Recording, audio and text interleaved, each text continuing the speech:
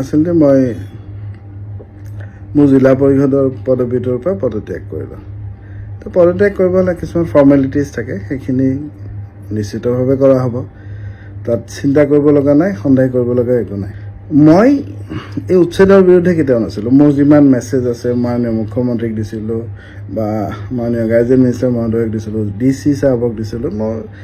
মই কেতিয়াও কোৱা নাছিলোঁ যে উচ্ছেদটো হ'ব নালাগে। মই কৈছিলোঁ উচ্ছেদ হওক, কিন্তু উচ্ছেদৰ কাৰণে মই দুটা কথা কৈছিলোঁ। এটা কৈছিলোঁ অলপ সময় দিব লাগে, আৰু যিখিনি দুখীয়া মানুহ আছে সেই দুখীয়া মানুহ লেণ্ডলেছ, সেইখিনি মানুহ এতিয়া ৰাস্তা ঘাটে পাব। আপুনি আজি যে ভাঙি দিছে, ভাঙাৰ পিছততো ৰাস্তাত উপায় নাই, মানুহ ক'ত যাব? এতিয়া চাব আপুনি ক'ৰবাত ৰাস্তাই ঘাটে ৰখি থাকিব মানুহবোৰ। তো এই মানুহখিনিৰ মই পুনৰ সংস্থাপনৰ কথা কৈছিলোঁ। মই 2 বিঘা 3 বিঘা মাটি বিচৰা, মই কৈছিলোঁ অন্ততঃ আধা কথাকে হ'লেও মাটি দিয়ক। কিন্তু মই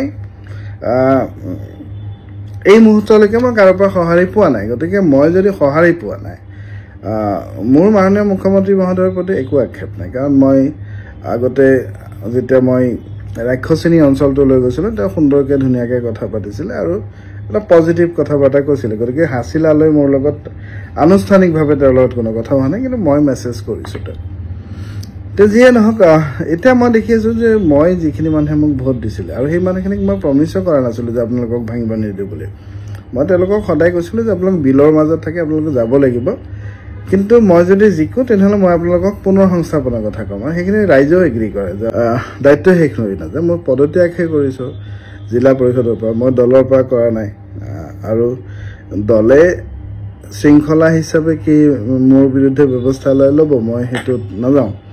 যদি দলীয় নিয়মত পৰি যায় যে মই দলৰ শৃংখলা ভংগ কৰিছোঁ, তেনেহ'লে নিশ্চিতভাৱে দলটো দলৰ সংবিধান মতে চলিব। কিন্তু যেতিয়ালৈকে দলে মোক খেদি নিদিয়ে, মই এইটো দল নেৰোঁ আৰু বেলেগ দল কৰাৰ প্ৰশ্নও নাই। কেৱল এটাই কথা ক'ম যে সমাজৰ কাৰণে আছোঁ আৰু থাকি যাম। চেষ্টা কৰিম এই যিখিনি মানুহৰ ঘৰ দুৱাৰ ভাঙিছে তেওঁলোকক যাতে পুনৰ সংস্থাপনটো দিয়া হয়, আৰু নিদিয়ালৈকে মোৰ যুদ্ধ, মোৰ ৰাজনৈতিক তৎপৰতা, সামাজিক তৎপৰতা চলি থাকিব। সকলোৱে ভালে থাকক। ধন্যবাদ। জয় অসম।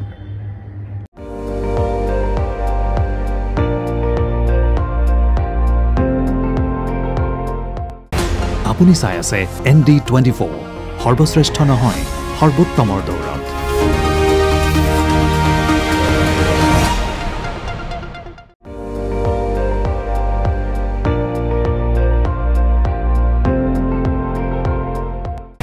আপুনি চাই আছে ND24, সৰ্বশ্ৰেষ্ঠ নহয়, সৰ্বোত্তমৰ দৌৰত।